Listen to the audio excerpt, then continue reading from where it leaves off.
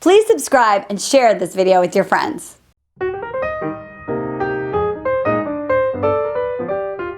Here we are at the Dating Den, a place where we pick angel cards to start off our episodes. So it's been a while, it's been a minute, and I'm going to pick one for us right now. Okay, what is it? Un, deux, trois. Surrender. Oh my God, this is so perfect. You know why? You know why? Because we were talking about this episode and Christian was like, I don't get it. I don't know. I don't understand. And then once he surrendered. I didn't surrender. I had to figure out what we were talking about. And what we're talking about today is navigating your dates. I think that sounds a little general, but now I get it because Marni spoke Christianese. Craig, our director, is about to kill me. But I know what we're talking about, which is dating, whether you're on your first date, whether you're on your 100th date, whether you're 6 months deep, 3 months deep, whether you're 2 years, 5 years, there's always work to be done. Married couples always say it's work. There's always work to be done. Right. And so you never take it for granted. You never just chill out and start treating each other like, you know. So that you're in it the whole time. So here's the key, in my view. Is that sometimes women are, we've talked about this, they're so focused on the destination, like the next milestone, that you're not being present in the experience of what's happening. And so if a woman chooses to put an emphasis on getting something, getting a commitment, getting I love you, getting an engagement, getting married, wanting to take, unconsciously, the man will feel that. Yes. And it will cause him to do something that looks like this. Right? Highs, man. Exactly, and it's the opposite of what you want. So what we're suggesting is that you're letting the man set the pace. And as long as it's moving forward in some way. Yes. Right? It's moving forward. It might not be as fast as you want, but as long as there's forward motion, then you're good. Yes. You're good. And if your needs stop getting met, you have a conversation. Right. Because you're always dating. There's not like you reach 6 months and you're like, great, we're going to be together forever. Done. Women definitely move at a different speed Totally. than men. And there's the old joke, which is, what does a lesbian bring on the second date?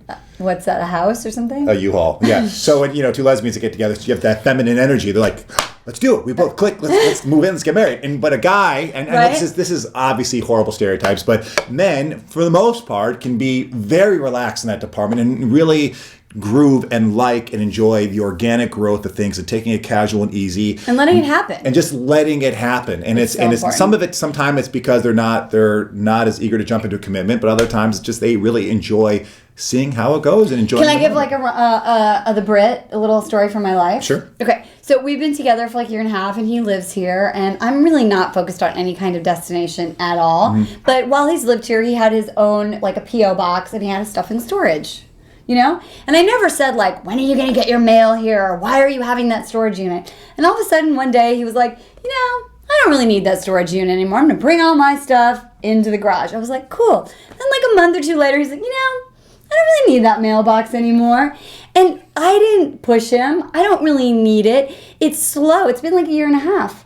And if he would have pushed it, he would have been like, he would have held out to that P.O. box with all his life. Exactly. This is the last moment of freedom I have. It's this P.O. box over in Van Nuys. You know Exactly, what I mean? Totally. So, because I'm so not on a destination track, and it's really, really great. So, I think that instead of thinking about all the milestones that you want, your job is to really be present and enjoy the process and always be in check to make sure you're being giving and that you're also getting what you need and that you use that time to practice communicating, because the biggest thing a relationship needs to be successful is the ability to get back to compatibility. And the longer you're together, the less date face there is and the more real stuff comes. So yeah, and to take another story about that big step, like when you do use the L word, right? A lot of times women are ready or more ready to use that, or are ready faster to use that word than men are. And so our good friend Matt Boggs talked about the story he had with his girl, where he finally got to a point where he was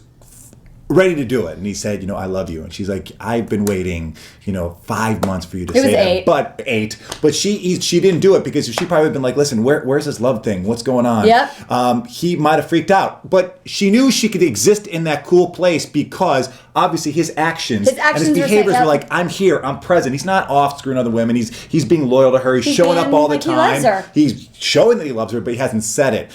And I think she kind of respected his masculine energy and was like, okay, she's cool. That's cool. I did that too with the Brit. I used to think that I was thinking I love you so much that for sure he could hear it. And then one day, after like 5.5 months, we traveled, all that, like, you know, it was, and he said it, and it was like, I was so excited, and I thought of Irene. Okay, then. We just outed them. All right. Thank you so much. We have more episodes always. Click at the bottom of your screen. And Marni and Christian are now signing off.